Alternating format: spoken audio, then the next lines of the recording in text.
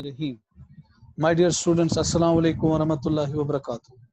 तो चले बेटा, कल हमने एवोल्यूशन में ह्यूमन एवोल्यूशन खत्म किया था, तो हमें पता है इसमें कुल मिला के हमें 4 पार्ट्स पढ़ने। ह्यूमन एवोल्यूशन, उसके बाद बेटा थ्योरीज ऑफ दिस एवोल्यूशन, उसके बाद बेटा एविडेंसेस ऑफ एवोल्यूशन, और लास्ट में एक छोटा सा टॉपिक है जिसको बेटा 10-15 मिनट लगेंगे, दैट्स ओरिजिन ऑफ लाइफ। तो चले बेटा, आज के लेक्चर में अब हम स्टार्ट करेंगे बेटा थ्योरीज ऑफ एवोल्यूशन। देखिए बेटा, अब क्वेश्चन ये उठता है कि अगर हमने कल के लेक्चर में आपको कहा था कि जो एवोल्यूशन है ये सिंपली कहती है कि जो सिंपल फॉर्म्स है वो मॉडिफाई हो जाते हैं बेटा इनटू द कॉम्प्लेक्स फॉर्म्स, और जिसकी वजह से बेटा इस सिंपलिसिटी से जब कॉम्प्लेक्स फॉर्म डेवलप हो जाते हैं तो इसकी वजह से बेटा नई स्पीशीज ऑरिजिनेट हो जाती है, और इसी फिनोमिना को बेटा हम ब्रॉडर सेंस में एवोल्यूशन कहेंगे। अब आज के बेटा लेक्चर में हम ये देखेंगे कि कौन से ड्राइविंग फोर्सेस हैं, कौन सी ताकतें हैं जो बेटा इस नेचर में कंटिन्यूअसली ऑपरेट करते हैं, जिसकी वजह से बेटा ये सिंपल फॉर्म्स कन्वर्ट होती है इनटू द कॉम्प्लेक्स फॉर्म्स, और जिसकी वजह से बेटा नई नई स्पीशीज इस दुनिया में वजूद में आते हैं। और वही बेटा हम आज के बैनर में पढ़ेंगे, एक बैनर के तले पढ़ेंगे, दैट्स बेटा थ्योरीज ऑफ एवोल्यूशन। और बेटा बहुत सारी स्कूल ऑफ थॉट्स आई है, बहुत सारे साइंटिस्टों ने बेटा अपनी थॉट दी है, क्योंकि ये सारा हाइपोथेटिकल साइंस है। क्योंकि यहां पे अगर हम देखेंगे बेटा ये एविडेंसेस के तौर पे बेटा, ये एविडेंसेस के बेटा नेचर पे बुनियाद है ये एवोल्यूशन। सो यहां पे एज सच कोई ठोस सबूत नहीं है, कोई एक्सपेरिमेंटल सबूत नहीं है जहां पे हम ठोस सबूत कहेंगे कि ठोस एक्सपेरिमेंटल सबूत है जो प्रूव करेगा कि एवोल्यूशन हुई है या एवोल्यूशन हो रही है। सो इसीलिए बेटा मोस्ट ऑफ द थ्योरीज जो बेटा बेस्ड है हमारी बेटा इस एवोल्यूशन पे, वो एविडेंसेस पे बेस्ड है, हाइपोथेटिकल एविडेंसेस पे बेस्ड। तो चले बेटा अब हम देखेंगे कि कौन कौन सी स्कूल ऑफ थॉट जो है जो कहती थी, जिसने बेटा ये कहा कि कैसे एवोल्यूशन हुई, कैसे सिंपल फॉर्म्स कॉम्प्लेक्स फॉर्म्स में तब्दील होते हैं, कैसे एक स्पीशीज नई स्पीशीज में तब्दील हो जाती है, कैसे एक स्पीशीज बेटा एक नई स्पीशीज को जन्म देती है।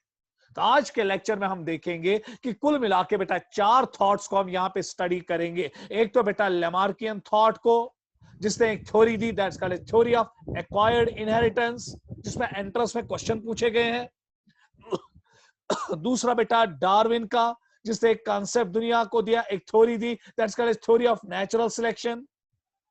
तीसरा school of thought Hugo de Vries, जिसने बेटा दुनिया को एक थ्योरी दी बेटा regarding evolution, that's called as theory of mutation. उसके बाद बेटा हम मॉडर्न सिंथेटिक थ्योरी पे जाएंगे, जो सबसे वैलिड थ्योरी मानी जाती है रिगार्डिंग एवोल्यूशन, और इस थ्योरी का जो बानी है जिसने इस थ्योरी को आगे बढ़ाया, जिसका नाम था स्टिबेंस। तो सबसे पहले बेटा हम लेमार्कियन थ्योरी को स्टडी करेंगे, उसके बाद बेटा हम डिवेरीज की थ्योरी डार्विन की थ्योरी को स्टडी करेंगे, उसके बाद ह्यूगो डेवरीज की थ्योरी को स्टडी करेंगे, और फिर बेटा एंड पे हम मॉडर्न सिंथेटिक थ्योरी को स्टडी करेंगे, जो सबसे वैलिड थ्योरी मानी जाती है रिगार्डिंग एवोल्यूशन।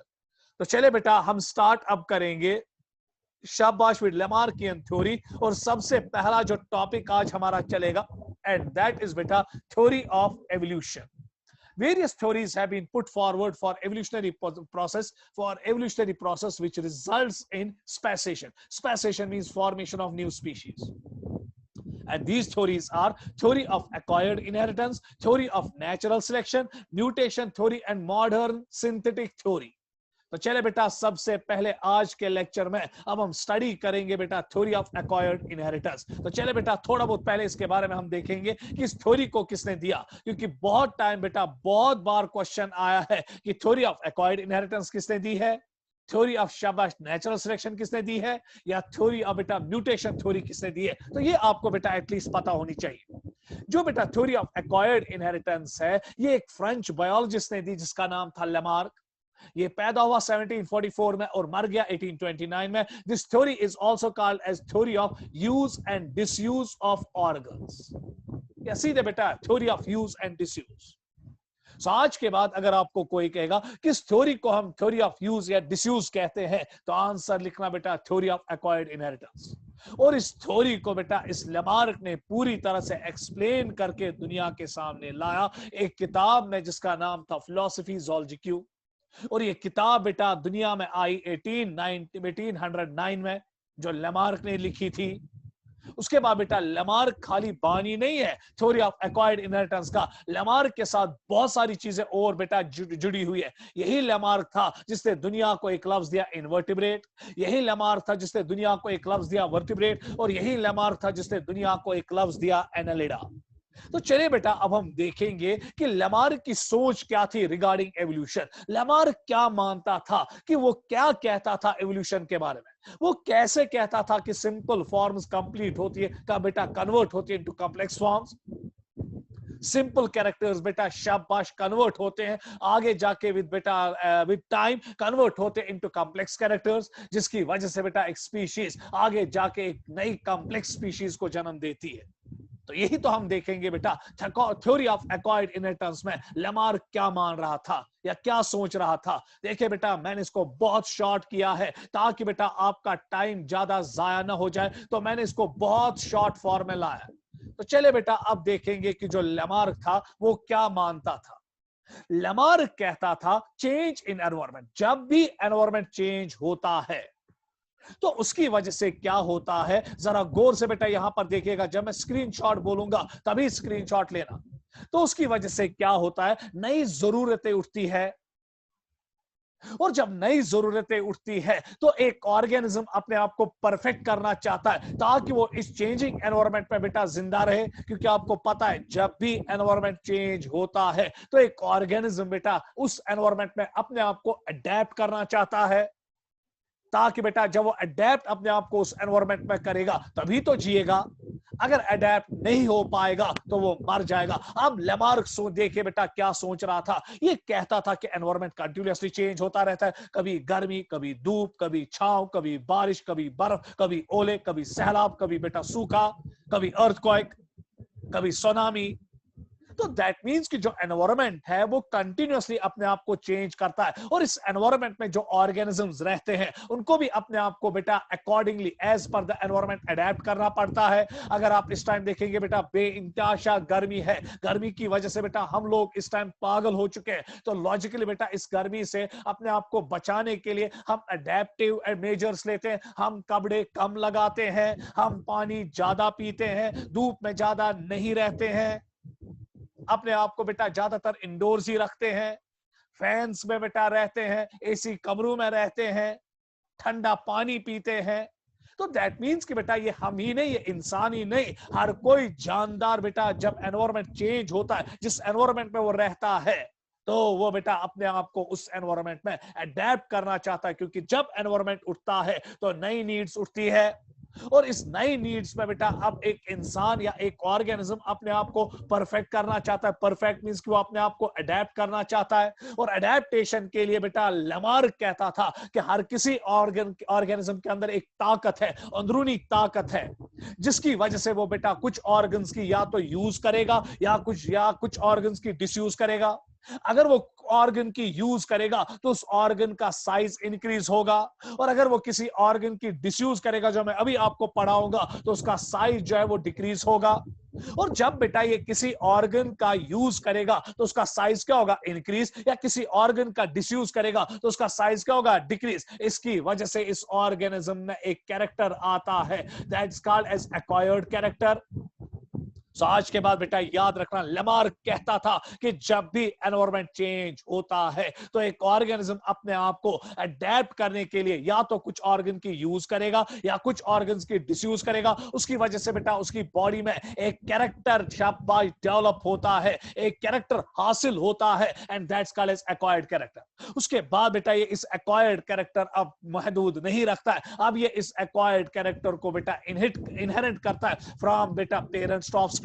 अब ये एक्वायर्ड कैरेक्टर जाता है फ्रॉम जनरेशन टू जनरेशन, और इसकी वजह से बेटा एक्वायर्ड कैरेक्टर जो किसी ऑर्गेनिज्म ने हासिल किया, अब उसने इनको अपने बच्चों में पास किया, फिर उन बच्चों ने अपने एक्वायर्ड कैरेक्टर्स अपने बच्चों में पास किए, पीढ़ी दर पीढ़ी ये एक्वायर्ड कैरेक्टर्स बेटा पास ऑन होते हैं फ्रॉम जनरेशन टू जनरेशन। और एक टाइम आता है कि एक्वायर्ड कैरेक्टर्स इतने ज्यादा पाइल अप हो जाते हैं कि एक नई स्पीशीज बनती है। तो क्या मैं हक के साथ बोलूं, अगर हम बेटा निचोड़ में लाएंगे, नहीं तो अगर हम लेमार्क की थ्योरी पढ़ेंगे, इसको कम से कम बेटा 4 लेक्चर्स लगते, 2 घंटे लगते हैं लेमार्क की थ्योरी को बेटा अंडरस्टैंड करने में, मगर मैं आपको बेटा इन 2 घंटों को 5 मिनट में तब्दील करने वाला हूं। कैसे? आपको अब याद रखना है, जब जब एनवायरमेंट चेंज होता है, उस एनवायरमेंट में जो ऑर्गेनिजम्स रहते हैं, चाहे वो प्लांट हो, चाहे वो एनिमल हो, चाहे वो यूनिसेलुलर ऑर्गेनिज्म हो, चाहे वो मल्टीसेलुलर ऑर्गेनिज्म हो, हर किसी को बेटा इस चेंजिंग एनवायरनमेंट में अपने आप को अडेप्ट करना पड़ता है, क्योंकि अगर अडेप्ट नहीं करेगा तो बेटा एक्सटिंक्ट हो जाएगा, खत्म हो जाएगा, तो वो बेटा मर जाएगा, क्योंकि वो एनवायरमेंट जो चेंज हो रहा है उसको चैन से बैठने नहीं देगा। तो इसलिए बेटा जब भी एनवायरमेंट चेंज होता है तो एक ऑर्गेनिज्म में नई जरूरत उठती है, वो अपने आप को परफेक्ट करना चाहता है, अपने आप को चेंजिंग एनवायरमेंट में अडेप्ट करना चाहता है ताकि वो इजिली जिए। इसलिए बेटा अब अडेप्टेशन के लिए वो क्या करता है, जो लेमार्क बोलता था, या तो वो कुछ ऑर्गन्स की यूज करता है या फिर कुछ ऑर्गन्स की डिसयूज करता है। इसी यूज और डिसयूज ऑफ ऑर्गन्स में वो कैरेक्टर हासिल कर देता है जिसको हम एक्वायर्ड कैरेक्टर कहते हैं। और फिर इस एक्वायर्ड कैरेक्टर वो अपने तक महदूद नहीं रखता है, वो अब इसको पास करता अपने बच्चों में, वो अपने बच्चों में पास करते हैं, और पीढ़ी दर पीढ़ी ये एक्वायर्ड कैरेक्टर जो चेंजिंग एनवायरनमेंट की वजह से एक ऑर्गेनिज्म बेटा हासिल कर देता है in order to adapt itself in the changing environment, तो ये पीढ़ी दर पीढ़ी ये एक्वायर्ड कैरेक्टर्स बेटा पास हो जाते हैं, और एक टाइम आता है कि एक नई स्पीशीज बनती है। तो यही तो था बेटा एवोल्यूशन, यही तो बेटा एवोल्यूशनरी कांसेप्ट था, किसका बेटा? लेमार्क का। उसके बाद बेटा निचोड़ ये है कि लेमार्क थ्योरी रिक्वायर्ड अडैप्टेशंस। सो अगर बेटा लेमार्क कहता था कि अगर किसी ऑर्गेनिज्म को शाबाश चेंजिंग एनवायरनमेंट में क्या होना है, अडैप्ट, उसको बेटा जरूरी नए कैरेक्टर्स हासिल करने पड़ेंगे, उसको जरूरी एक्वायर्ड कैरेक्टर्स हासिल करने पड़ेंगे, तभी तो वो शाबाश उस एनवायरनमेंट में अपने आप को अडैप्ट कर सकता है। तो निचोड़ थ्योरी का ये है कि Lamarck theory required adaptations to create new variations. So जब तक नई वेरिएशंस उसमें नहीं आएंगे, जब तक एक्वायर्ड कैरेक्टर जनरेट नहीं होंगे, तब तक वो उस एनवायरनमेंट में अपने आप को अडेप्ट नहीं कर सकता है। तो क्या मैं हक के साथ बोलूं, अगर इन शॉर्ट में आप थ्योरी को जाएंगे, change in environment is responsible for formation of acquired characters, और यही acquired characters अब इस ऑर्गेनिज्म को इस चेंजिंग एनवायरनमेंट में क्या करवाएंगे, अडेप्ट। ये बेटा आप याद रखिएगा। सो लेमार्क मानता था कि तब तक एक ऑर्गेनिज्म अपने आप को चेंजिंग एनवायरनमेंट में अडेप्ट नहीं कर सकता है जब तक उसमें नए कैरेक्टर्स नहीं आएंगे, और नए कैरेक्टर्स उसमें कैसे आएंगे, या तो वो कुछ ऑर्गन्स की यूज करेगा या फिर डिसयूज करेगा। अब जरा बेटा मैं एक एग्जांपल यहां पे दूंगा जो आपकी टेक्स्ट बुक में भी लाया है, तो उसी एग्जाम्पल को हम सहारा बनाएंगे ताकि हम ये समझे कि क्या होता है बेटा लेमार्क का कांसेप्ट। पहले बेटा उससे पहले आप इसका आप स्क्रीनशॉट लीजिएगा, मेहरबानी करके बेटा स्क्रीनशॉट साथ साथ लेते जाइएगा, क्योंकि फिर आप कहते हो सर मैंने स्क्रीनशॉट नहीं लिया, उसमें हमारा बहुत ज्यादा टाइम वेस्ट होता है। सो बजाय क्वेश्चंस को डिस्कस करने के मुझे आपको स्क्रीनशॉट्स देने पड़ते हैं या स्क्रीन स्लाइड दिखाने पड़ते हैं, तो जल्दी बेटा इसका स्क्रीनशॉट लीजिएगा, अब लीजिएगा स्क्रीनशॉट इसका। तो चले बेटा अब हम आगे की ओर बढ़ेंगे। नेक्स्ट स्लाइड अब आपके सामने आ रहा है। अपनी थ्योरी को दुनिया के सामने बेटा प्रूव करने के लिए लेमार्क ने बेटा कुछ एग्जाम्पल्स दे दिए, और बेटा आपकी टेक्स्ट बुक में एक जगह बेटा लिखा है लेमार्क में, दैट इज जिराफ। अब देखिए बेटा जिराफ का कांसेप्ट कैसे, बेटा जिराफ की एग्जांपल कैसे अब बेटा आपके लेमार्क ने अपनी थ्योरी को सपोर्ट करने के लिए दी। तो देखिए बेटा यहां पे अब आपको एक्वायर्ड कैरेक्टर और यहां पे आपको अडेप्टेशन का कांसेप्ट समझ में आएगा। देखिए बेटा लेमार्क कहता था कि जो जिराफ है ये पहले से इस दुनिया में नहीं था। नजर बराबर रखो बेटा, क्योंकि जब आपको एक कांसेप्ट जनरेट होगा, मैं अल्लाह पाक की कसम खा के कहता हूं, डार्विन का कांसेप्ट आपको खुद ब खुद आएगा, क्योंकि लेमार्क में भी एग्जामिनर ने आज तक 5 क्वेश्चंस पूछे हैं और डार्विन में लगभग बेटा अराउंड 13 to 14 क्वेश्चंस। तो लॉजिकली बेटा बहुत इंपॉर्टेंट दोनों थ्योरीज है, और बेटा टेक्स्ट बुक ने लेमार्क का जिक्र किया है, जिराफ का जिक्र किया, इसलिए क्वेश्चन के लिए तैयार भी रही है, हो सकता है इसमें क्वेश्चन आएगा। अब देखिए बेटा लेमार्क क्या मानता था। लेमार्क कहता था कि जिराफ पहले से इस दुनिया में नहीं थे, क्योंकि बेटा जब एवोल्यूशन का कांसेप्ट दिया तो theory of special creation automatically खुद ब खुद रिजेक्ट हुई। सो साइंस नहीं मानता है बेटा नौजुबिल्लाह खुदा है, और वो नहीं मानता है कि स्पेशल क्रिएशन है, वो कहता है कि जो सारा इस दुनिया में कायनात में हम देखते हैं, चाहे वो यूनिवर्स हो, यूनिवर्स में स्टार्स हो, प्लैनेट्स हो, मीटियोराइट्स हो, एस्टेरॉइड्स हो, गैलेक्सीज हो, और फिर अर्थ प्लैनेट पे जो लाइफ है, चाहे वो यूनिसेलुलर हो, मल्टीसेलुलर हो, प्रोकैरियोट हो, यूकैरियोट हो, प्लांट हो, एनिमल हो, प्रोटोजुआ हो, आपका फंजे हो, आपका एल्गा हो, हर कोई जानदार एक प्रोसेस के जरिए आया है, and that process called as evolution. So life बेटा सिंपल ऑर्गेनिज्म से आगे बढ़ी, इवॉल्व हो गई, और फिर multi dimensional life, complex organism बेटा इसी से वजूद में है। हाँ बेटा, जिराफ भी एक मैमल है, और लेमार्क कहता था जिराफ पहले नहीं था। इसके जो एंसेस्टर्स थे गरा गौर से बेटा यहां पर देखिएगा, वो डियर लाइक थे, हिरन जैसे थे। अगर आप आज का हिरन और जिराफ देखोगे, हिरन की जो गर्दन है वो छोटी होती है, मगर जिराफ की जो गर्दन है वो इंतहाई लंबी होती है। और जिराफ बेटा टालेस्ट मैमल माना जाता है, टालेस्ट एनिमल माना जाता है, और लैंड एनिमल। अब बेटा देखना यह है कि जो आपका लेमार्क था वो मानता था कि जो जिराफ है उसके जो एंसेस्टर्स थे वो बराबर हिरन जैसे थे। उसके बाद क्या हुआ, ये मजे में इस दुनिया में रहते थे, पर किसी इलाके में इन पे एक सिलेक्शन प्रेशर पड़ा, वहां पे एनवायरमेंट चेंज हुआ। हर किसी जगह नहीं बेटा, किसी पर्टिकुलर इलाके में। ये लेमार्क साहब कहता था कि सपोज ये वर्ल्ड है, इस वर्ल्ड में बेटा ये हिरन अब डिस्ट्रीब्यूट थे, मगर किसी पर्टिकुलर एरिया में क्या हुआ कि जबरदस्त सूखा पड़ा, ड्रॉट पड़ा, जिसको हम सूखा कहते हैं। बारिश इस एरिया में नहीं गिरी, जिसकी वजह से बेटा जबरदस्त सूखा पड़ा, ड्रॉट पड़ा। और अब जब ड्रॉट पड़ा तो आपको पता है कि जो हिरन है ये हर्बीवोर है, और ये बेटा सरफेस वेजिटेशन खाता है, जमीन पे जो घास उगती है उसका खाता है। अब बेटा जब ड्रॉट पड़ा तो जो सरफेस वेजिटेशन थी, जो घास था, वो खत्म होने लगा। और जब घास खत्म होने लगा आहिस्ता आहिस्ता, तो बेटा जो ये डियर है, इसमें एनवायरमेंट चेंज हुआ ना। ये मैं अभी तक मजे में रहता था ना इस इलाके में, बारिश होती थी, घास उगती थी, ये मजे में अपनी जिंदगी कटा रहा था, भरपूर पेट घास खा रहा था। मगर क्या हुआ, एनवायरमेंट चेंज हुआ, सूखा पड़ गया, ड्रॉट पड़ गया, अब बारिश नहीं गिरने लगी, तो नतीजन तौर पे जो सरफेस का घास था वो खत्म होने लगा। अब बेटा इसका एनवायरमेंट चेंज हुआ, अब ये अपने आप को बेटा अडेप्ट करने की कोशिश करेगा ना, इसको अपने आप को जीने की सलाहियत देनी थी ना। अगर ये बेटा अपने आप को अडेप्ट नहीं करता तो ये एक्सटिंक्ट हो जाता, खत्म हो जाता, बर्बाद हो जाता, बिकॉज ऑफ बेटा हंगर, क्योंकि उसको खाना नहीं मिलता।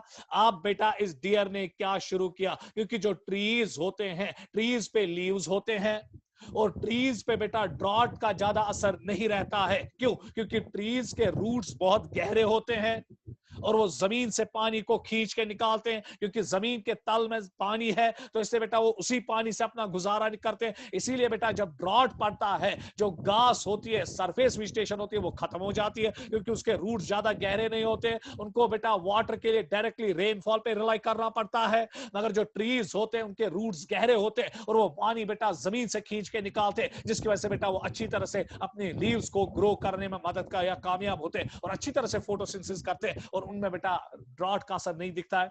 अब इस बेटा क्या किया इस डियर ने बेटा अब क्या किया, जब सरफेस वेजिटेशन खत्म हुई, अब इसने ट्रीज के लीव्स खाना शुरू किया।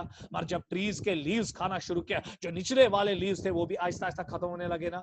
अब बेटा इसको अपनी गर्दन को क्या करना पड़ता था, स्ट्रेच। और जब इसने अपनी गर्दन को, टांगों को स्ट्रेच किया ताकि ये लीव्स को खाए, पेड़ के जो अपर लीव्स है उनको भी खाए, इसकी वजह से बेटा अब इसने अपनी लेग्स और शाबाश बेटा नेक की यूज की ना, और इसकी वजह से इसकी गर्दन बेटा आहिस्ता आहिस्ता लंबी होने लगी। आफ्टर एवरी जनरेशन इसने एक कैरेक्टर हासिल किया, जिसकी वजह से इसकी टांगे और बेटा शाबाश नेक जो है, गर्दन जो है वो लंबी होने लगी। और पीढ़ी दर पीढ़ी ये कैरेक्टर बेटा, क्योंकि सिलेक्शन प्रेशर बहुत सारी जनरेशंस पे पड़ा, क्योंकि ये सूखा बेटा बहुत देर तक रहा, 50 साल तक, 100 साल तक, या 80 साल तक। कभी कभी बेटा किसी एरिया में बारिश जो है वो सालों साल गिरती नहीं है, तो नतीजा तौर पे इन डियर्स पे प्रेशर जो है, ये सिलेक्शन प्रेशर जो है, ये एनवायरमेंटल प्रेशर जो है कंटिन्यूसली पड़ा। तो इसकी वजह से इनकी गर्दन आहिस्ता आहिस्ता क्या होने लगी, लंबी। और एक टाइम आया कि ये कैरेक्टर बेटा जब पीढ़ी दर पीढ़ी चला, सो एक बच्चा ऐसा पैदा हुआ जिसकी गर्दन इंतहाई लंबी थी, और वो बेटा एक नई स्पीशीज में तब्दील हुआ, एक नई स्पीशीज बनाने में कामयाब हुआ, एंड दैट इज जिराफ। तो क्या मैं हक के साथ बोलूं, एनवायरमेंट चेंज हुआ ना। तो एनवायरमेंट में अडेप्ट करने के लिए अब इन्होंने एक बेटा एक शाबाश एक कैरेक्टर हासिल किया ना, एक्वायर्ड कैरेक्टर हासिल किया ना, जिस एक्वायर्ड कैरेक्टर की वजह से इनकी गर्दन क्या हो गई लंबी, इनकी टांगे क्या हो गई लंबी, इसकी वजह से बेटा अब ये इस ड्रॉट वाले कंडीशंस में भी अपने आप को अडेप्ट किए और जिसकी वजह से बेटा इनका सर्वाइवल पॉसिबल हुआ। So, क्या मैं हक के साथ बोलूं, लेमार्क ने बेटा इसी तरह स्नेक्स का एग्जांपल दिया, डिस्कस नहीं करूंगा, इसी तरह फ्लाइटलेस बर्ड्स का बेटा एग्जांपल दिया। तो बेटा लेमार्क मानता था कि पहले बर्ड्स जो थे वो फ्लाइंग बर्ड्स थे, उसके बाद उनमें सिलेक्शन प्रेशर पड़ा, समझ में आ गया, कुछ बर्ड्स बेटा किसी इलाके में आ गए जहां पे बेटा जमीन पे भरपूर नट्स थे, भरपूर सीड्स थे, भरपूर खाना था, तो नतीजन तौर पे with passage of time in birds ने अपने विंग्स को बेटा डिसयूज किया, जिसकी वजह से इनकी विंग्स जो है वो वेस्टिजियल बन गई और ये फ्लाइंग बर्ड से फ्लाइटलेस बर्ड्स बन गए। इसी तरह बेटा retracted class of carnivores, blind cave developers, muscles of black Smith, अगर आप मसल्स ऑफ ब्लैक स्मिथ को देखोगे, जो बेटा ब्लैक स्मिथ्स होते हैं, लोहार होते हैं, उनकी मसल्स बहुत ज्यादा डेवलप होती है, क्योंकि जब वो कंटिन्यूसली बेटा लोहे को काटते हैं हैमर से, उनमें बेटा कंटिन्यूस उनकी मसल्स पे शाबाश बेटा स्ट्रेस पड़ता है ना, क्योंकि वो हमेशा भारी चीज उठाते हैं ना, जिसकी वजह से बेटा उनकी मसल्स बहुत ज्यादा स्ट्रांग होती है। इसी तरह बेटा एक और एग्जांपल है, डिस्कस नहीं करेंगे, दैट्स हिटीरियोफिली। हिटीरियोफिली हमें एक प्लांट में मिलती है, दैट्स कॉल्ड एज रेननक्यूलस एक्वाटिलस।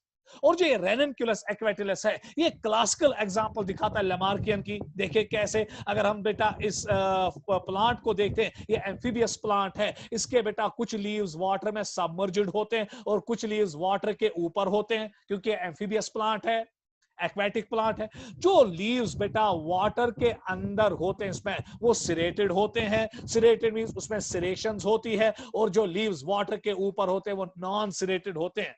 बेटा ऊपर आयर है ना, जो लीव्स बेटा हवा पानी के ऊपर है वो हवा में है, और जो लीव्स पानी के अंदर है वो सबमर्ज्ड है, तो वो एक मीडियम है, दैट्स वाटर। सो एक ही प्लांट दो अलग अलग एनवायरमेंट्स में रह रहा है, कुछ हिस्सा हवा में है और कुछ हिस्सा पानी में है। तो जो लीव्स पानी में है वो सिरेटेड है, इसलिए सिरेटेड है क्योंकि सिरेशन से सरफेस एरिया ज्यादा आता है और सरफेस एरिया से बुयोनेंट फोर्स इंक्रीज होता है, जिसकी वजह से बेटा इनको थ्रस्ट मिलता है। तो इससे बेटा ये पता चलता है कि एनवायरमेंट का इन्फ्लुएंस बेटा एक ऑर्गेनिज्म पे होता है। यहां पे रेननक्यूलस का एनवायरमेंट का इन्फ्लुएंस बेटा हमें एक ही प्लांट में मिलता है, जो लीव्स हवा में है वो नॉन सिरेटेड है, और जो लीव्स पानी में सबमर्ज्ड है वो सिरेटेड है। सो दैट मीन्स कि बेटा लेमार्क मानता था कि एनवायरमेंट अपना रोल अदा करता है। ओ शाबाश बेटा, एक्वायर्ड कैरेक्टर्स बेटा एक्वायर्ड कैरेक्टर्स बेटा क्रिएट करता है एक ऑर्गेनिज्म में, जिसकी वजह से, जिन एक्वायर्ड कैरेक्टर की वजह से एक ऑर्गेनिज्म अपने आप को मॉडिफाई करता है, अपने आप को अडेप्ट करता है विद द चेंजिंग एनवायरमेंट। सो बेटा अगर मैं अब लेमार्क को समेट लूं, वारा था जो ख्याल बेटा लेमार्क क्या सोचा। बेटा आपको पता है 13 सितंबर को आपका नीट का एग्जाम है, और जो नीट में बेटा क्वालिफाई करेगा, जो इस नीट को पास करेगा, जो इस एमबीबीएस को पास करेगा, हम आमतौर कहते हैं ना यासी काबिल यासी ब्रिलियंट बच्चे तवे गो ये सिलेक्ट नीटस। हम आमतौर कहते हैं जब भी हमारे पास कोई नीट की सिलेक्शन आती है, आईएएस की सिलेक्शन आती है, केएस की सिलेक्शन आती है, इंजीनियरिंग में सिलेक्शन होती है, तो हम आमतौर कहते हैं बच्चा इसलिए सिलेक्ट हुआ क्योंकि ये ब्रिलियंट था। अब बेटा मैं आपको एक क्वेश्चन यहां पे बोलने जा रहा हूं, इससे आपको लेमार्क और डार्विन मुट्ठी में आएगा। अगर तो सोचन छु कि लेमार्क क्या सोचान एवोल्यूशनस मुतलक, और अगर आपको यह समझना है कि डार्विन क्या सोचता था एवोल्यूशन के मुतलक, अल्लाह पाक की कसम 2 लाइंस में दूंगा जिसकी वजह से बेटा लेमार्किज्म और डार्विनिज्म आपकी मुट्ठी में आएगा।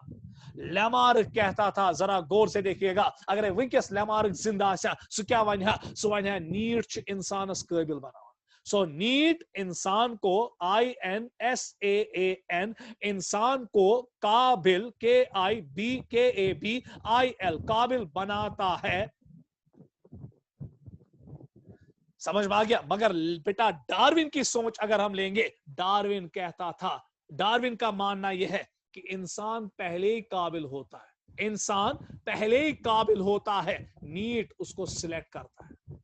बेटा तो दोन मजूनी कुछ सेंटेंस खुतू पसंद, नीट इंसान को काबिल बनाता है। ये किसका सोच है बेटा? लेमार्क का।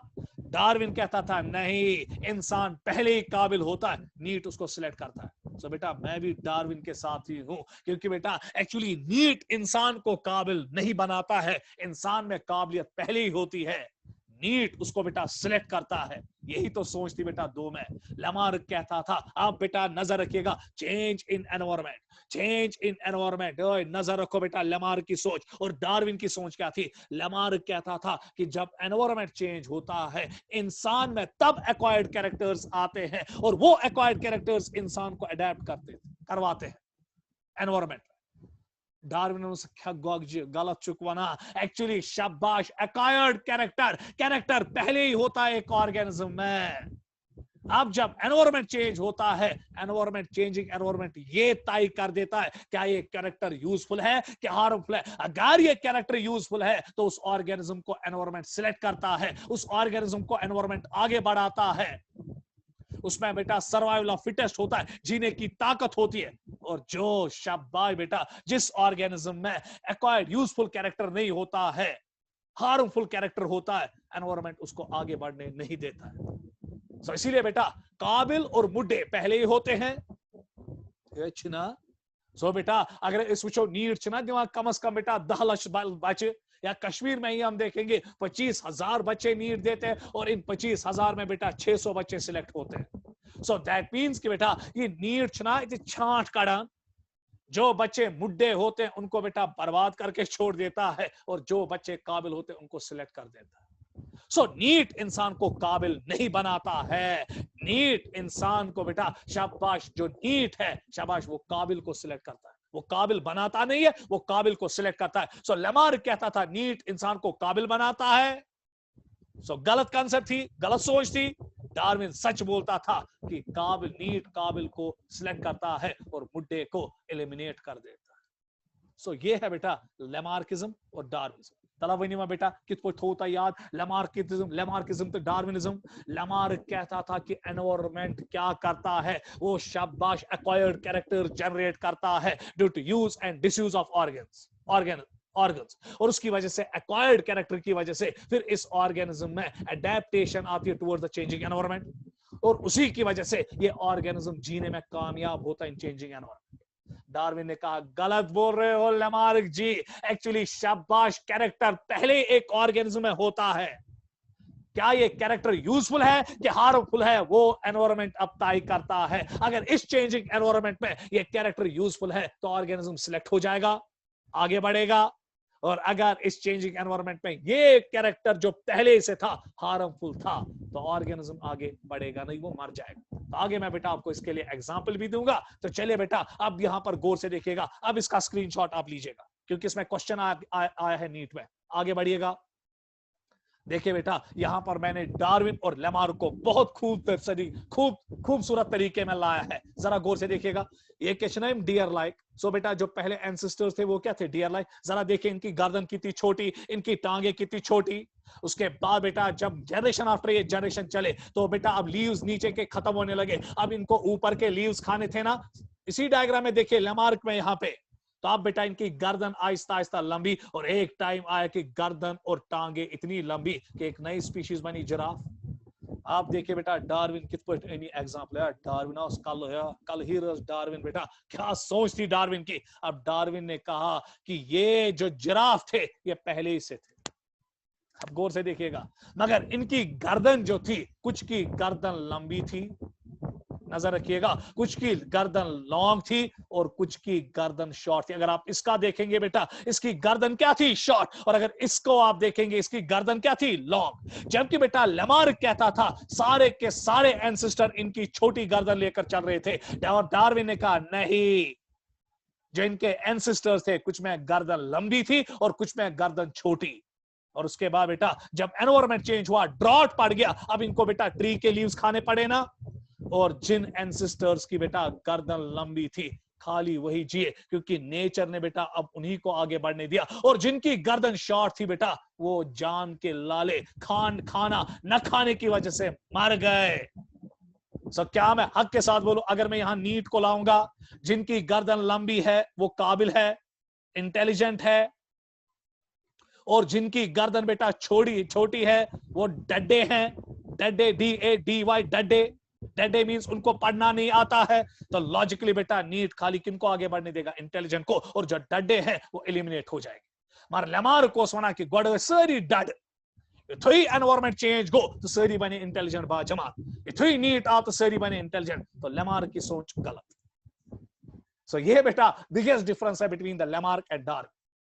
सो डार्विन, अगर आप इस डायग्राम की ओर देखेंगे, लेमार्क मानता था कि पहले गर्दन सबकी छोटी थी, उसके बाद जब एनवायरनमेंट चेंज हुआ, ड्रॉट पड़ गया, तो इस ड्रॉट की वजह से अब इन्होंने एक्वायर्ड कैरेक्टर हासिल किया। कैसे? इन्होंने अपनी गर्दन को लंबा किया आफ्टर एवरी जनरेशन, तो जिसकी वजह से अब ये अडेप्ट हो गए इन द चेंजिंग एनवायरनमेंट, एक नई स्पीशीज पनपी, दैट जिराफ। मगर बेटा डार्विन कहता था कि छोटी गर्दन वाले भी पहले ही थे और लंबी गर्दन वाले भी पहले ही थे। ये छोटी गर्दन वाले कैसे थे, क्यों बने थे, किस तरीके से बने थे, लंबी गर्दन वाले क्यों थे, किस तरीके से बने थे, इसका डार्विन ने कभी जवाब नहीं दिया, और उसने कहा थे। और फिर जब एनवायरनमेंट चेंज हुआ, एनवायरनमेंट में बेटा लॉन्ग नेक जो थी वो यूजफुल वेरिएशन बनी, और इसीलिए वो आगे बढ़े और आगे जाके जिराफ बने। और जो शॉर्ट नेक वाले थे उनके लिए हार्मफुल वेरिएशन थी, और वो एनवायरनमेंट में एलिमिनेट हो गए, एक्सटिंक्ट हो गए, बर्बाद हो गए। क्लियर? तो चले बेटा आगे बढ़िए, स्क्रीनशॉट इसका लीजिए।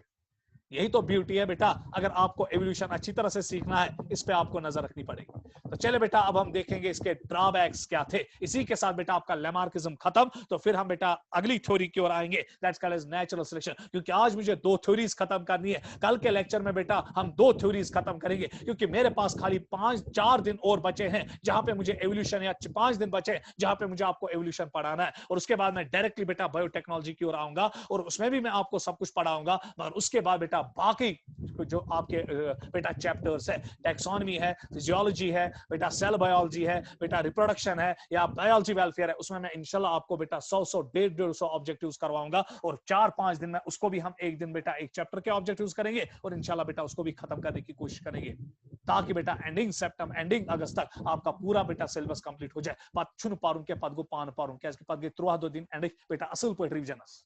चले बेटा, according to Lamarck continuous use of organ tends to increase in size and vice versa. छोड़ दिए बेटा, ये पॉइंट इंपॉर्टेंट नहीं है। आपको पता है जब किसी organ use and disuse theory में क्या कहा गया था, अगर किसी ऑर्गन का बेटा आपको कंटिन्यूअस यूज करोगे तो उसका साइज बड़ा हो जाएगा, और अगर किसी ऑर्गन का बेटा कंटिन्यूअस डिसयूज करोगे, उसका इस्तेमाल नहीं करोगे, उसका साइज क्या होगा, छोटा। ये बेटा इंपॉर्टेंट पॉइंट है। देखिए बेटा एग्जामिनर कहां पे आपको आपका गिरेबान पकड़ सकता है, कहां पे किस कांसेप्ट पे लेमार्किज्म में वो आपका गिरेबान पकड़ सकता है। Lamarck believed that whenever there is change in environment, acquired characters are obtained by an organism, and these acquired characters are heritable. He pays word thrust beta. One yustika character organism hasil chukara due to change in environment, such characters are heritable. That means they are transmitted from parents to offspring. इसलिए word बार thrust पन्निस बेटा theory.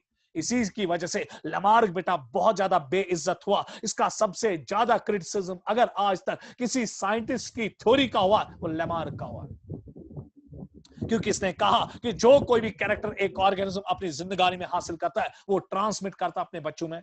Suppose बेटा मैंने zoology ही पढ़ी, मैंने zoology के मतलब बेटा concepts बेटा उनको स्टडी किया, मुताला किया जूलॉजी का, और फिर बेटा कुछ होल्ड 5-6% होल्ड मुझे बायोलॉजी में आया, still I am a student, और कुछ तो बायोलॉजी मुझे थोड़ी बहुत आती है। इसका मतलब ये हुआ कि मैंने बायोलॉजी स्टडी की, ये कैरेक्टर मैंने हासिल किया। हाँ बेटा, अगर ये कैरेक्टर मैंने हासिल किया लेमार्क के हिसाब से, ये कैरेक्टर मेरे बच्चे में भी जाना चाहिए ना। सो जब मेरा बेटा या बेटी पैदा हुई बेटा सगस्ता और सॉरी बायोलॉजी कांसेप्ट वाने सगस्ता जन वक्त वाने कि लेमार्क बहुत गंदा साइंटिस्ट था। अरे बेटा, आपको कहां से पता चला कि लेमार्क बहुत गंदा साइंटिस्ट था? उसने एक गंदी थ्योरी दुनिया को दी, क्योंकि मेरे बाप ने, जिसका नाम सदाम है, उसने ये पढ़ा है ना, इसलिए मुझे उसी के जरिए, जीन्स के जरिए सब कुछ हासिल हुआ। बेटा क्या ये प्रैक्टिकल पॉसिबल है? अगर एक इंसान नोबेल प्राइज विनर है, उसने अपनी जिंदगानी पूरी बेटा उस नोबेल प्राइज को हासिल करने के लिए नॉलेज एक्वायर की, उसका बच्चा जब पैदा होगा सुन नोबेल प्राइज विनर आसुन, वेट लिफ्टर सुन बच्चे कैसा वेट लिफ्टर आसुन, डाकू का बच्चा डाकू, डॉक्टर का बच्चा डॉक्टर। मेरे बेटा दिमाग में 2 नोबेल प्राइज विनर्स ऐसे जिनके बच्चे डाकू निकले, कातिल निकले। उनको बेटा जिस बाप ने उनको महारत हासिल की थी किसी सब्जेक्ट पे, उनके बच्चों को उस सब्जेक्ट के बारे में ABCD पता नहीं थी।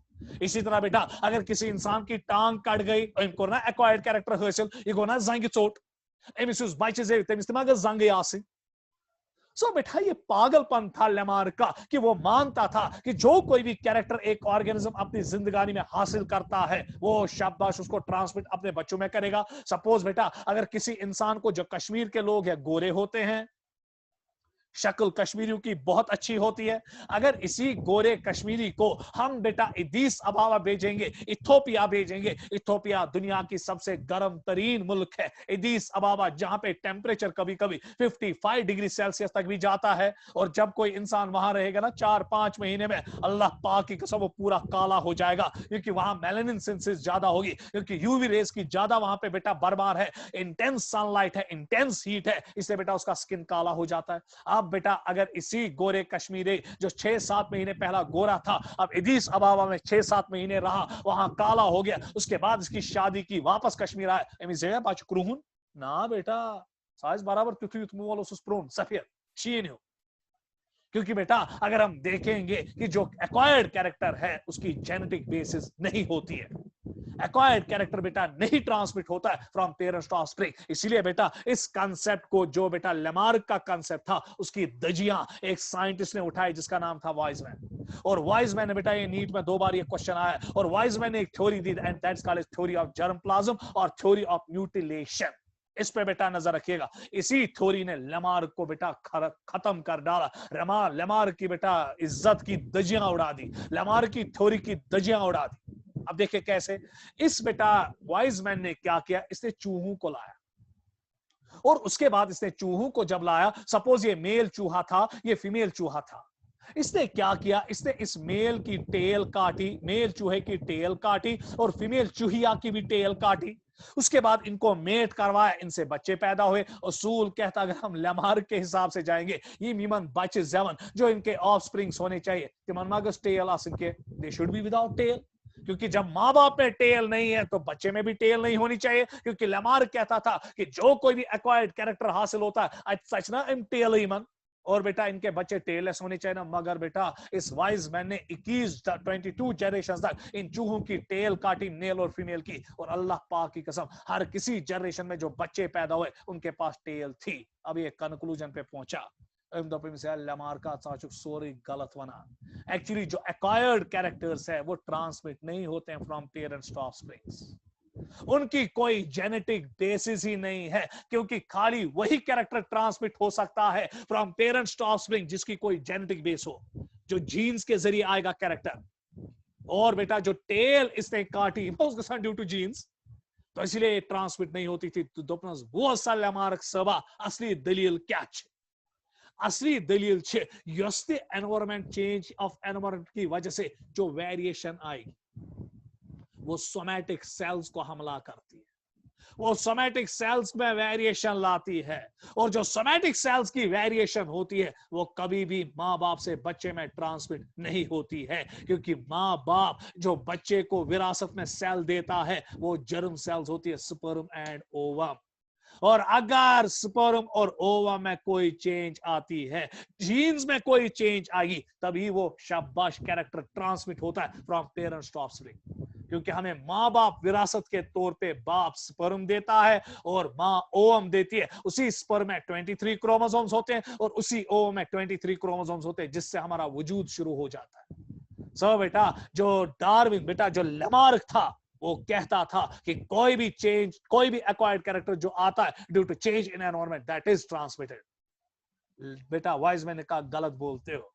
चेंज इन एनवायरनमेंट से जो एक्वायर्ड कैरेक्टर्स आते हैं, शाबाश जो चेंजेस आती है वो सोमैटिक सेल्स में आती है। एनवायरनमेंट अपना शिकंजा जब कसता है वो सोमैटिक सेल्स पे कसता है, उसका दूर दूर तक कोई ताल्लुक जर्म सेल्स से नहीं होता है। इसलिए जो कोई भी चेंज एक ऑर्गेनिज्म में एनवायरनमेंट की वजह से आती है वो सोमैटिक सेल्स में होती है। और बेटा जर्म सेल जो है, एनवायरनमेंट जो है, change in environment germ cells के साथ कोई छेड़खानी नहीं करता है। इसलिए बेटा चेंज इन एनवायरनमेंट से जो कोई भी एक्वायर्ड कैरेक्टर आता है वो कभी ट्रांसमिट नहीं हो सकता। ये बिगेस्ट ब्लो था, शाबाश किसकी थ्योरी को बेटा?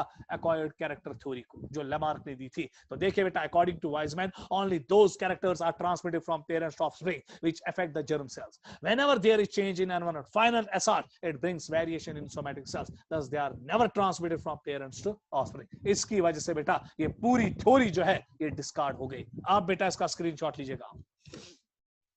इसी के साथ आपकी थ्योरी ऑफ एक्वायर्ड इनहेरिटेंस खत्म हुई जो लेमार्क ने दी थी। तो चले बेटा अब हम लेमार्क के क्वेश्चंस पे आएंगे। न्यू लेमार्किज्म बेटा याद नहीं रखना है मेहरबानी करके। तो चले बेटा आप क्वेश्चन देखेंगे क्या क्या था। Continuity of germ plasm theory was given by, answer क्या आएगा Weismann. Theory of inheritance of acquired character was given by Lamarck, अभी बोला। ये सारे बेटा नीट में क्वेश्चन आए। Weismann cut tails of mice generation after generation but tails neither disappeared nor shortened showing that Lamarckism was wrong in inheritance of acquired characters. था ना बेटा, क्योंकि एक्वायर्ड कैरेक्टर जो है उसकी कोई जेनेटिक बेसिस नहीं होती है। ये पॉइंट फिर जो याद बेटा, खाली वही कैरेक्टर ट्रांसमिट हो सकता है फ्रॉम पेरेंट्स टू ऑफस्प्रिंग जिसकी कोई जेनेटिक बेसिस होगी जो जीन की वजह से गवर्न होता है। तो चले बेटा अगला क्वेश्चन का स्क्रीनशॉट लीजिएगा जल्दी जल्दी जल्दी बेटा, अभी हमें आज डार्विन भी कंप्लीट करना है इंशाल्लाह। जल्दी आगे बढ़िएगा। आप देखिए बेटा अगला क्वेश्चन जो आया था लेमार्किज्म में, which of the following evidence does not favour the Lamarckian concept of inheritance of acquired characters. जरा बेटा अब यहां पर देखिएगा, इनमें एक ऐसा बेटा शाबाश ऑप्शन है जो एक्वायर्ड कैरेक्टर की इनहेरिटेंस को फेवर नहीं करता है। Lack of pigments in cave dwelling animals मैंने एग्जांपल में दिया था। Absence of limbs in snakes ये भी फेवर करता है, ये भी लेमार्क ने बेटा एक एग्जांपल दी थी, मैंने एग्जांपल दी थी आपको, उसमें है। Absence of webbed toes in aquatic birds ये भी बेटा उसने एग्जांपल दी थी।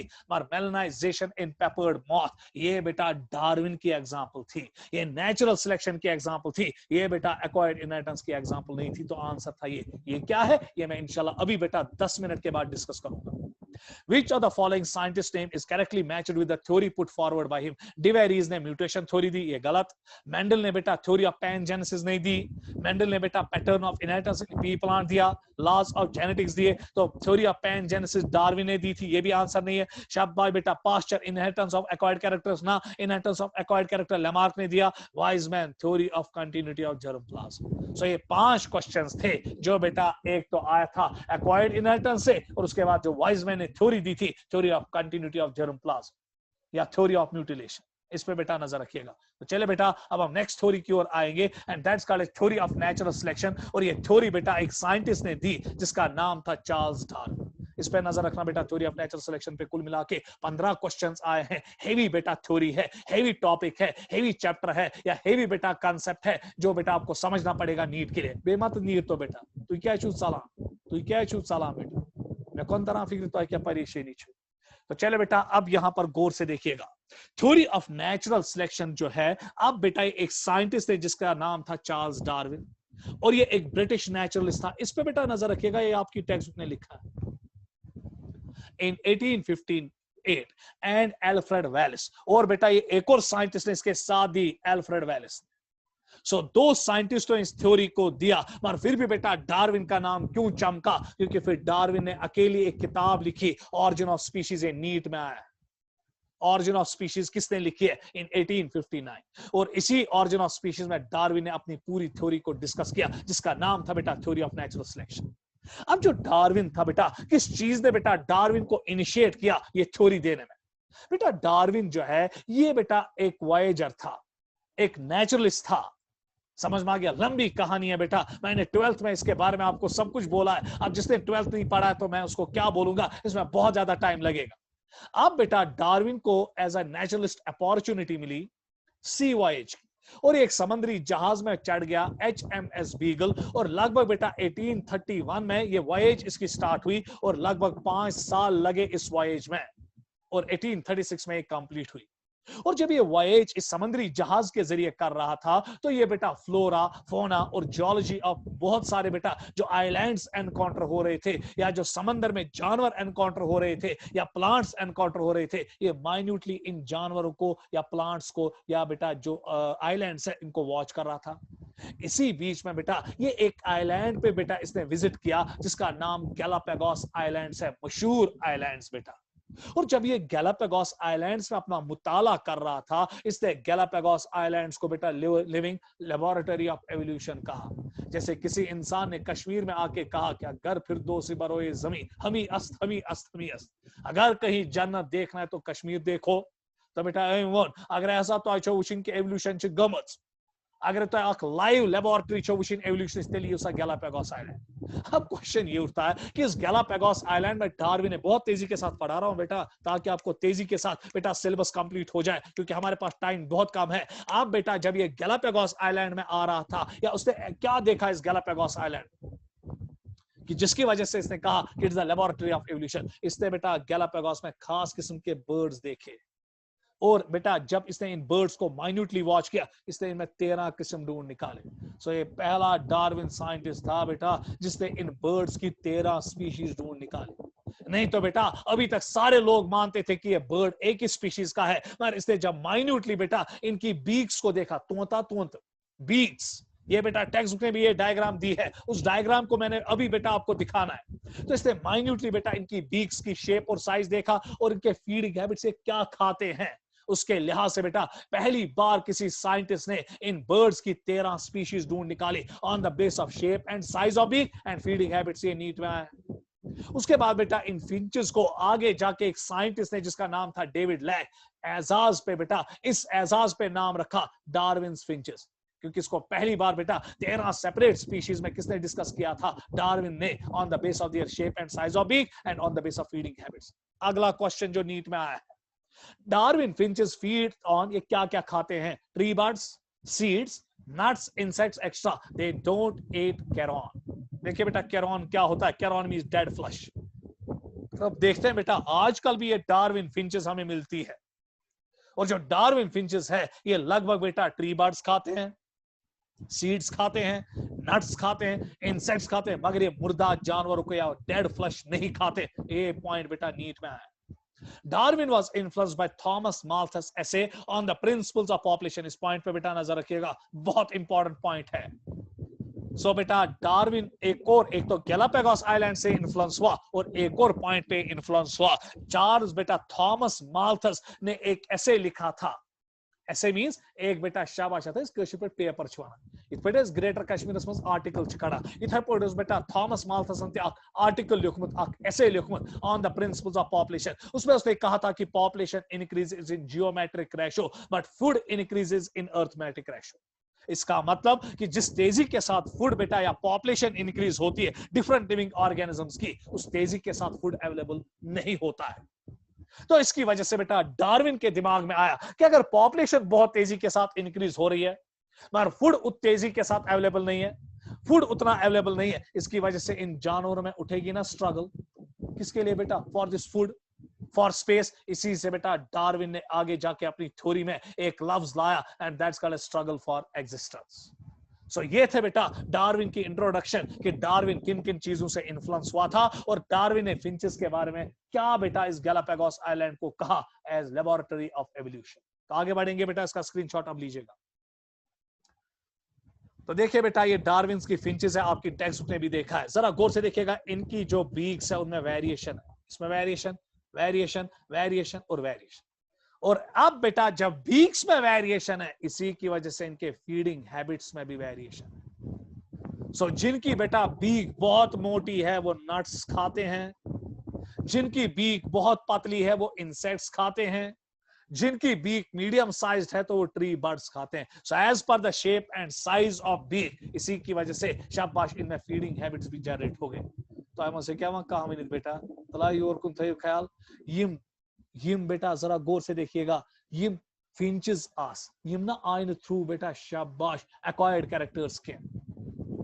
ये फिंचेस बेटा जो गैलापागोस आइलैंड में जो 1300 किलोमीटर पे फैला हुआ है समंदर में, ये एज पर फूड अवेलेबिलिटी आई। सपोज बेटा कोई पर्टिकुलर एरिया था, उस एरिया में बेटा नट्स थे एज फूड, वहां तो फिंचेस हर कोई थी with different shapes of beaks and size, मगर फिर उस एरिया में खाली वही फिंच बेटा जिंदा रहने में सलाहियत हुई, जिंदा रहने में कामयाब हुई जिनके पास बीक्स मोटी थी। तो ये यूजफुल वेरिएशन बनी ना, ये बीक इस एरिया में, और जो बाकी बीक्स थी वो क्या बनी? Harmful variation. इसलिए बेटा किसी पर्टिकुलर एरिया में गैलापागोस आइलैंड में जहां पे खाली नट्स ज्यादा अवेलेबल है, वहां पे आपको खाली वही बेटा फिंच मिलती है जिसकी बीक मोटी। इसके बरक्स बेटा गैलापागोस आइलैंड में जिन एरियाज में आपको ज्यादा इंसेक्ट्स मिलते हैं, उस एरिया में आपको वही फिंच ज्यादा मिलेगी जिसकी बीक जो है पॉइंटेड है। सो बेटा ये बीक्स पहले ही से थारी थी, ये फिंचेस बेटा पहले ही से ऐसी थी जिनमें बेटा चेंजेस वेरिएशंस की वजह से शायद बेटा ये पीक्स डिफरेंट थी। जैसे हम में बेटा कुछ इंसानों की नाक लंबी, कुछ इंसानों की नाक छोटी, कुछ इंसानों का बेटा कद लंबा, कुछ इंसानों का कद छोटा, कुछ इंसानों के हाथ लंबे, कुछ इंसानों के हाथ छोटे। इसी तरह बेटा इनमें भी यहां पे यही था, मगर बेटा फिर सिलेक्शन प्रेशर जब लग गया तो जहां पर बेटा नट्स थे जिस एरिया में, उस एरिया में खाली वही फिंचेस जिंदा रहने में कामयाब हुई जिनकी बीक मोटी थी। और जिन एरियाज में बेटा गैलापागोस आइलैंड में इंसेक्ट्स अवेलेबिलिटी ज्यादा थी तो वहां पे वही फिंचेस बेटा जिंदा रहने में कामयाब हो गए जिनकी बीक्स पतली थी। बाकी जितनी भी फिंचेस थी वो एलिमिनेट हो गई। अगर हम लेमार्क के हिसाब से जाएंगे, लेमार्क कहता था कि ये बीक बनी as per the food, as per the change in environment. Darwin गॉगजी यमास गॉड पे बीक सिसाई, मगर किसी पर्टिकुलर एरिया में खाली एक किस्म की फिंच जो है वो इसलिए डेवलप हुई क्योंकि उस एरिया में जो फूड था, अगर नट्स थे, वही फिंचेस वहां पे बेटा अडेप्ट हुई, वही फिंचेस वहां पे आगे बढ़ी क्योंकि उनमें यूजफुल वेरिएशंस थी, क्योंकि बीक क्या थी, मोटी। और बाकी जितनी भी फिंचेस वहां थी विद डिफरेंट बीक्स, वो हार्मफुल वेरिएशन उनके लिए बनी। तो चलिए बेटा मैं एक और अब पुख्ता सबूत आपको डार्विन का दूंगा जिसकी वजह से बेटा आप डार्विन के पूरे फिदायीन बनेंगे। फिदाई नहीं बनना क्योंकि ये भी गलत था, इसका भी कॉन्सेप्ट बहुत ज्यादा गलत था, पर कहीं ना कहीं बेटा स्ट्रॉन्ग भी इसकी थ्योरी में थी जो आपको बेटा बहुत अच्छी तरह से, जो आपको बेटा पकड़ लेगी, जो आपके दिमाग पे बेटा निशान डालेगी। आप देखिए बेटा मैं एक एग्जाम्पल दूंगा मॉथ्स, गौर से देखिएगा। मॉथ्स पर बना पामुपुर। अब बेटा जरा गौर से देखिएगा, इसको हम बेटा एक एग्जाम्पल के तौर पे आप लेंगे इंडस्ट्रियल मेलानिज्म। इसको बेटा समझ लेना। इंडस्ट्रियल मेलानिज्म पे बेटा कुल मिला के 3-4 क्वेश्चंस आज तक आए हैं, इसलिए खुदा के लिए बेटा इस इंडस्ट्रियल मेलानिज्म पे नजर रखिएगा। अगर तई हेचू तो डार्विन मकलियो इत्सी निश्चिंत बेटा पत जाद पर के पच में सुधी स्लाइड हावन तो डार्विन मकलियो इत्सी। अब बेटा देखिए इंडस्ट्रियल मेलानिज्म से हम डार्विन का कांसेप्ट कैसे सिखाएं। बेटा टेक्स्ट बुक ने इस पे बराबर एक पैरा लिखा है, इसलिए नजर रखिएगा। और ऊपर की जो डायग्राम है वो मैंने डायरेक्टली टेक्स्ट बुक से लाई। अब अगर आप पहले दूसरी डायग्राम देखोगे, ये तचना बेटा दोन किस्म मॉथ, एक मंचना बेटा डॉटेड या चले बेटा पेल विंग्स मका जाद परेशानी मानस। और दूसरे में अगर आप देखोगे इसमें ब्लैक विंग्स है ना, क्योंकि इसमें बेटा मेलानिन है और मेलानाइज्ड, इसीलिए इसको इंडस्ट्रियल मेलानिज्म कहते हैं। क्योंकि बेटा जो इनमें ब्लैक मॉथ्स है उनकी विंग्स बेटा ब्लैक है ना, या पेल मॉथ्स इनको हम कहेंगे, या चले ब्लैक मॉथ्स कहिए। जो बेटा ये पेल विंग्स वाला मॉथ है इसको हम नाम देते हैं बिस्टन, विटिलेरिया, या नजरा थे जो बेटा बराबर टाइपिका। और जो बेटा ब्लैक मॉथ है इसको हम नाम देते हैं बिस्टन, विटिलेरिया, कार्बोनेरिया। मशहूर एग्जाम्पल, ये एग्जाम्पल समझ लो, डार्विन में वादा करता हूं बेटा आपकी मुट्ठी में आया। बेटा जब हम टेक्स्ट बुक का मुताला करते हैं तो टेक्स्ट बुक लिखती है कि एक रिसर्च हुई इंग्लैंड में, स्पेशली इंग्लैंड में 1850s में। अभी बेटा इंडस्ट्रियल रेवोल्यूशन नहीं हुई थी, अभी ऑटोमोबाइल्स नहीं ज्यादा बने थे, अभी फैक्ट्रीज ज्यादा नहीं बनी थी, अभी बेटा बाकी जो फैक्ट्रीज या इंडस्ट्रीज थी वो वजूद में नहीं थी। और जब 1850s में बेटा इस इंग्लैंड में बेटा prior to before industrial revolution मुताला किया गया, एक रिसर्च हुई इन मॉथ्स पे। देखा जाता था बेटा, नजर रखिएगा, उस टाइम जो ये व्हाइट मॉथ थे या व्हाइट विंग्ड मॉथ थे, ये बेटा हमें 99% पॉपुलेशन में मिलते थे। और जो ये बेटा ब्लैक मॉथ था जो आपको यहां पे दिखता था, ये महज 1% मिलता था। सो दैट मीन्स कि बेटा उस टाइम बहुत ज्यादा भरमार जो थी वो बेटा व्हाइट विंग्ड मॉथ की थी, और जो बेटा आपका ब्लैक मॉथ था उसकी परसेंटेज महज 1% थी 1850s में, जब इंडस्ट्रियल रेवोल्यूशन नहीं हुई थी। अब क्वेश्चन क्यों, इनकी परसेंटेज क्यों व्हाइट की ज्यादा थी और ब्लैक की कम? अगर हम बेटा व्हाइट को आप यहाँ पे डोमिनेंट एलील लेंगे, यार नजरा थे जो बेटा, यार नजरा थे जो, अगर वो व्हाइट निमन एज डोमिनेंट एलील और ब्लैक को मैं लूंगा एज रिसेसिव एलील, जरा गौर से देखिएगा, ये व्हाइट विंगड है, ये ब्लैक विंगड है, ब्लैक विंगड को मैं लूंगा एज रिसेसिव एलील और व्हाइट को मैं लूंगा एज डोमिनेंट एलील। ये गस्ता तेल ऑटोमेटिकली आसन पॉपुलेशन में 75%, ये गस्ता आसन 25%, क्योंकि आपको पता है बेटा जब आप क्लासिकल जेनेटिक्स स्टडी करते हो तो क्लासिकल जेनेटिक्स में आपको कहा जाता है जब कैपिटल टी का क्रॉस होता है विद स्मॉल टी अच्छा सरी वहां कैपिटल टी, और जब हम कैपिटल टी की सेल्फिंग करते हैं अच्छा capital T small T dominant trade चुना वहां 75%, और रिसेसिव ट्रेड कितना आना चाहिए 25%। को असूल कहता है कि अगर व्हाइट ट्रेड डोमिनेंट है ये गोस्ता में पॉपुलेशन 75%। चले बेटा मैं किसी और कलर से यहां पे दिखाऊंगा ताकि आपको अच्छी तरह से दिखे। बेटा ये 75% आना चाहिए ना, और जो ब्लैक मॉथ है वो कितना आना चाहिए 25%, मगर एहतियात राट बेटा इंस्टेड ऑफ 25% ये व्हाइट मॉथ हमें कितना दिखता था बेटा 1%, और जो बेटा आप ब्लैक मॉथ कितना दिखता था 1%, और व्हाइट मॉथ दिखता था 99%। सो ये मेंडल्स के लॉज के परखच्चे उड़ा रहा था ना, it was dominant recessive relationship कुनी जाए चला, जबकि बेटा ब्लैक जो रिसेसिव है वो 25% आना चाहिए था पॉपुलेशन में, और जो व्हाइट है जो डोमिनेंट एलील है वो आना चाहिए था बेटा 75%, मगर बेटा बजाय 75% के जो व्हाइट है व्हाइट कलर्ड बेटा मॉथ जो था वो कितना आ रहा था 99%, और जो बेटा ब्लैक कलर्ड मॉथ या मेलानाइज्ड मॉथ था वो 25% बेटा 1% आ रहा था बजाय 25%। बेटा अगर अच्छा लॉ ऑफ जेनेटिक्स वेरिएशन कह बेटा फोर्स ऑपरेट करान जो इस बेटा व्हाइट मॉथ को 75% के बजाय कहां तक गिरता है 99%, और जो ब्लैक मॉथ को 25% के बजाय 1% को अच्छा कहनत का फोर्स ऑपरेट करा जो मेंडल की डोमिनेंट और रिसेसिव रिलेशनशिप को ऑपरेट नहीं होने दे रहा है। आप देखिए बेटा यहाँ पे एक नेचुरल फोर्स जो काम कर रहा था, इसी को तो डार्विन ने कहा नेचुरल सिलेक्शन, विच हुआ बेटा ये नेचुरल सिलेक्शन क्या गई नजरा थे जो ये एक्चुअली बेटा जब जब नेचुरल सिलेक्शन ऑपरेट करती है तो डार्विन के लॉज की धज्जियां उड़ जाती है, डोमिनेंट रिसेसिव रिलेशनशिप रोज है। अब देखिए क्यों कैसे, देखिए बेटा होता क्या था, अब नजर रखिएगा यहाँ पे फाइनल असॉल्ट चल रहा है, इसी से बेटा डार्विन की थ्योरी कंप्लीट हो जाएगी। जरा गौर से बेटा यहां पर देखिएगा, मैं और आपके 5-6 मिनट लेने वाला हूं या 10 मिनट लेने वाला हूं, प्लीज नजर बराबर रखिएगा क्या बोला जा रहा है, क्योंकि ये कंसेप्ट बेटा आपकी टेक्स्ट बुक में खुल के लिखा है, मजे में लिखा है, और क्वेश्चन आने के जबरदस्त चांस है यहाँ पे। देखिए बेटा इंडस्ट्रियल रेवोल्यूशन से पहले क्या था कि आपको पता है कि हवा में पोल्यूटेंट्स कम थे। फिलहाल मैं इस डायग्राम को बेटा चेंज कर रहा हूं ताकि बेटा आपको इस पे नजर रहेगा, मैं इसलिए बेटा व्हाइट स्क्रीन आपके बोर्ड पे ला रहा हूं। अब आपने बेटा मॉथ्स के बारे में देखा कि जो ब्लैक मॉथ थे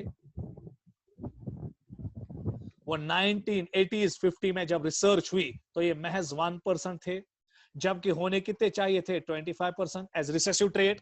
और जो बेटा आपका व्हाइट मॉथ है या पेल मॉथ है शब्बा बेटा इसका जो परसेंटेज था, एक मिनट बेटा शेयर, एक मिनट बेटा,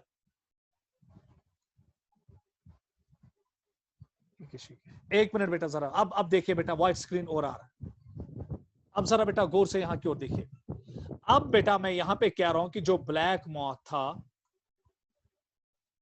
वो उसूल कहता है 25% होना चाहिए एज रिसेसिव ट्रेट, पर आ कितना रहा था 1%, और जो आपका व्हाइट या पेल मॉथ था वो कितना आना चाहिए था 75%, पर कितना आ रहा था 99%। और क्यों 1850s में ये क्यों ऐसा हो रहा था, देखिए बेटा क्यों, क्योंकि 1850s में अभी कोई इंडस्ट्री नहीं बनी थी, अभी लार्ज स्केल इंडस्ट्रियलाइजेशन नहीं हुई थी। तो जब लार्ज स्केल इंडस्ट्रियलाइजेशन नहीं हुई थी तो अभी बेटा पोल्यूटेंट्स हवा में नहीं था, और मेनली एक पोल्यूटेंट हवा में तो टोटली नहीं था, and that's called as SO2, और ये खतरनाक पोल्यूटेंट है। अब बेटा उस टाइम जो पेड़ इंग्लैंड में होते थे ये पेड़ है, और इन पेड़ों की बार्क्स पे बेटा शाबाश लाइकन्स रहा करते थे, और जो ये लाइकन्स होते हैं इनका कलर लगभग बेटा पेल होता है, ये लाइकन्स आगे पेड़ की बार्क पे, और ये लगभग बेटा पेल कलर्ड होता है लाइकन्स। और जब लाइकन्स की बरमार थी इन्हीं लाइकन्स पे बेटा अब ये मॉथ बैठते थे, ये बैठा बेटा इसके ऊपर ब्लैक मॉथ, और ये बेटा इसके ऊपर बैठा, जरा गौर से देखिएगा कलर में डिफरेंट ला रहा हूं, ये बैठा बेटा अब इसके ऊपर पेल मॉथ, या इसका थोड़ा बहुत हम बेटा येलो कलर करेंगे ताकि आपको दिखे, या व्हाइट कलर कर, यहां व्हाइट कलर नहीं निकलेगा क्योंकि बैकग्राउंड व्हाइट है। तो चले बेटा, अब ये दो मॉथ्स बेटा इस पे बैठते थे, क्योंकि जो मॉथ्स होते हैं वो आमतौर बेटा इन्हीं पेड़ की बार्क पे रहते हैं। अब बेटा जो ये ब्लैक मॉथ था, ये पॉपुलेशन में पहले ही था ना, वो था ना, गॉड पठे उसके बाद बेटा जो ये पेल मॉथ है, ये भी पॉपुलेशन में पहले ही था ना, जिसको मैंने यहाँ पे येलो कलर से दिखाया। चले बेटा, ये पेल मॉथ है और ये बेटा यहाँ पे ब्लैक मॉथ है। अब जब ये बेटा पेड़ पे बैठते थे, 1850s का काम है, और यहाँ पे लाइकिन्स बहुत ज्यादा होते थे। और लाइकिन एक सिम्बियोटिक एसोसिएशन है between the alga and fungi, जो हम ट्री बार्क्स पे देखते हैं। अब बेटा आपको पता होनी चाहिए कि जो बर्ड्स होते हैं, ये बर्ड मैंने यहां बनाया, बर्ड्स का जो पसंदीदा खाना होता है, फूड होता है, वो इंसेक्ट्स होते हैं, और ये बहुत मजे में बेटा मॉथ्स को खाते हैं। और जब बेटा बर्ड्स इन मॉथ्स को देखते थे, आपको अल्लाह पाक की कसम है, जब बर्ड्स बेटा ट्री बार की ओर नजर रखते थे इस घर से कि उनको मॉथ्स खाने हैं, बेटा ये ब्लैक मॉथ उस ना दूरी बिचार अथी रंग मज कंगफुल, क्योंकि इसका कलर बेटा ब्लैक था और ये कंट्रास्ट में निकलता था, और ये बहुत अच्छी तरह से बर्ड्स को दिखता था, और बर्ड्स इसको इजीली खाते थे। मगर जो ये पेल मॉथ था या व्हाइट मॉथ था या पेल कलर्ड मॉथ था, ये बार्क के साथ, लाइकिन्स के साथ मिमिक हो रहा था, बैकग्राउंड के साथ मिमिक हो रहा था, इसलिए दिखता नहीं था। अगर मैं यहाँ पे आपके सामने व्हाइट स्क्रीन है, मैं व्हाइट कलर से बेटा यहाँ देख कर रहा हूं, और दूसरा बेटा मैं यहाँ ब्लैक कलर से दिख रहा हूं, आपको अल्लाह पाक की कसम है, यहाँ पर मैंने व्हाइट दिखाया और यहाँ पे ब्लैक दिखाया। क्या आपको व्हाइट दिख रहा है ना? क्योंकि व्हाइट बेटा व्हाइट कलर के साथ, व्हाइट स्क्रीन के साथ मिमिक हो रहा है, इसलिए आपको नहीं दिखा।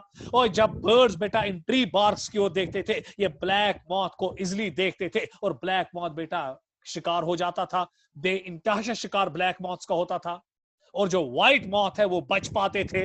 अब अल्लाह पाक की कसम है आपको, जब ब्लैक मॉथ की बेइंतहा शिकार होता था, ये मनमो मौका ही मिला रिप्रोडक्शन, और जब इनको बेटा रिप्रोडक्शन का मौका ही नहीं मिलता था, क्योंकि इनको जान के लाले थे ना, बर्ड्स इनको बेटा देखते ही खाते थे ना, और बेटा इनकी बेमौत बेटा मौत हो जाती थी, ये बेवजह मारे जाते थे, खाम में मारे जाते थे, इनका कत्ले आम बेटा ये बर्ड्स करते थे, जिसकी वजह से बेटा ये रिप्रोड्यूस नहीं कर पाते थे, और इनकी पॉपुलेशन क्या थी? कम। सो 25% से कहां की ओर आ रही थी? 1%। इसके बरक्स बेटा जो पेल मॉथ थे, मजे ही मजे, एंजॉय जिंदगी को कर रहे थे, क्योंकि बर्ड्स इनको नहीं देख पाते थे, और जब बर्ड्स इनको देख नहीं पाते थे, ये रिप्रोडक्टिव मैच्योरिटी को जिंदा रहते थे, और जब ये जिंदा रहते थे, रिप्रोडक्टिव मैच्योरिटी को पहुंचते थे, और ये अच्छी तरह से मेटिंग करते थे, रिप्रोडक्शन करते थे, और ढेर सारे बच्चे प्रोड्यूस करते थे, जिसकी वजह से इनकी पॉपुलेशन बेटा 99% थी, बजाय कि 75%।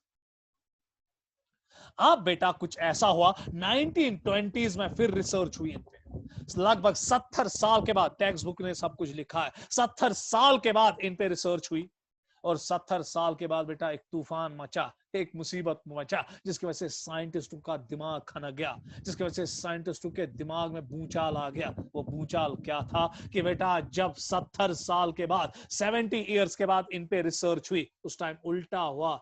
जो ये ब्लैक मॉथ थे, अब नजर रखना बेटा, ये 99% थे पॉपुलेशन में, और जो व्हाइट मॉथ थे ये खाली 1%। तालुक पेट गोमुत बेटा अख रिसेसिव एलील 99% बनो, और एक डोमिनेंट एलील महज 1%। सो ये बेटा 25% से कहां की ओर बेटा हाइक किया गया, हाइक इसने ली थी 99%, और ये 75% से कहां डाउनफॉल हुआ था 1%। ऐसा क्यों? रिवर्स जेनेटिक्स गोस, रिवर्स एवोल्यूशन गोस, क्योंकि बेटा जब इंडस्ट्रियल रेवोल्यूशन हुई, क्योंकि बेटा इन 70 सालों में ढेर सारी फैक्ट्रीज, ढेर सारी इंडस्ट्रीज, ढेर सारे ऑटोमोबाइल्स बनने शुरू हो गए, और जब ढेर सारे ऑटोमोबाइल्स फैक्ट्रीज बनने लगी, तो हवा में सल्फर डाइऑक्साइड रिलीज होने लगा। और आपने पढ़ा होगा बॉटनी में, जब सल्फर डाइऑक्साइड रिलीज हुआ, इसने बेटा अब लाइकेंस जो थे, जो पेल कलर के थे, जो पेल मॉथ को या व्हाइट मॉथ को मिमिक कर रहे थे, अब बेटा ये खत्म हो गए, क्योंकि बेटा सल्फर डाइऑक्साइड लाइकेंस के परखचे उड़ाता है, दजियां उड़ाता है। अब इन ट्रीज के बार्ग पे बजाय लाइकेंस के बेटा ब्लैक सूर जमा हुआ, सूर गो जमाई मंत्र, क्योंकि कार्बन कंपाउंड जो इंडस्ट्रियल प्रोडक्ट्स में, इंडस्ट्रियल फैक्ट्रीज में रिलीज होते हैं, इसकी वजह से जो पेड़ की बार्क है वो ब्लैक होनी शुरू हो गई। आज पेड़ को ना सूर जमा, सूर जमा, और जब इस पे सूर जमा हुआ, अब जो ब्लैक मॉथ है बेटा वो मिमिक होते थे ना बैकग्राउंड के साथ, और जो ये ब्लैक बेटा पेल मॉथ था, दूरी इवाई अथी पेल मॉथ, क्या ना दूरी अथी, सब इंसेक्ट्स बेइंतहा शिकार किनका कर रहे थे, पेल मॉथ्स का। और ब्लैक मॉथ्स बेटा अब मजे में अपनी जिंदगानी गुजार रहे थे। सो इन ब्लैक मॉथ्स के लिए बेटा 1850s में मुसीबत था, एनवायरमेंट हार्श था इनके लिए, क्योंकि इसलिए बेटा इनका पॉपुलेशन बहुत कम हो रहा था। और फिर कुछ ऐसा गुल खिल गया, फिर ऐसे कुछ बेटा हवा चली कि अब पेल मॉथ्स की पॉपुलेशन इंक्रीज हुई। क्यों? क्योंकि अब पेल मॉथ्स मिमिक हो रहे थे with the black background of the शाबाश barks because of industrial pollution. तब बेटा पेल मॉथ्स की या ब्लैक मॉथ्स की पॉपुलेशन इंक्रीज हुई, क्योंकि उनको रिप्रोडक्शन के मौके क्या मिले, ज्यादा, और पेल मॉथ को रिप्रोडक्शन या व्हाइट मॉथ को रिप्रोडक्शन के चांसेस क्या मिले, कम। तो नतीजन तौर पे ब्लैक के नंबर ज्यादा और व्हाइट का नंबर कम। अगर बेटा लेमार्कस होना इंडस्ट्रियल पोल्यूशन बनो पेल मॉथ ब्लैक मॉथ, डार्विनस खेक गॉगज ब्लैक मॉथ ओस गोडनेथी, मगर परसेंटेजेस कम। मगर ये इंडस्ट्रियल पोल्यूशन गई, खतर बने यूजफुल वेरिएशन, इसकी वजह से बेटा पेल मॉथ का नंबर क्या हो गया, इंक्रीज। अक्लमंद के लिए बेटा अब ये कंसेप्ट ही काफी है। सो इसीलिए बेटा इसको हम एक नाम देते हैं, इंडस्ट्रियल मेलानिज्म। क्लियर हुआ? तो कल के लेक्चर में बेटा हम इसको और आगे बढ़ाएंगे, और कल के लेक्चर में बेटा हम इसको और 10-15 मिनट देंगे डार्विन को, और कल ही बेटा हम हीगो डेविरीज का म्यूटेशन थ्योरी, और कल ही हम मॉडर्न थ्योरी को आधा कंप्लीट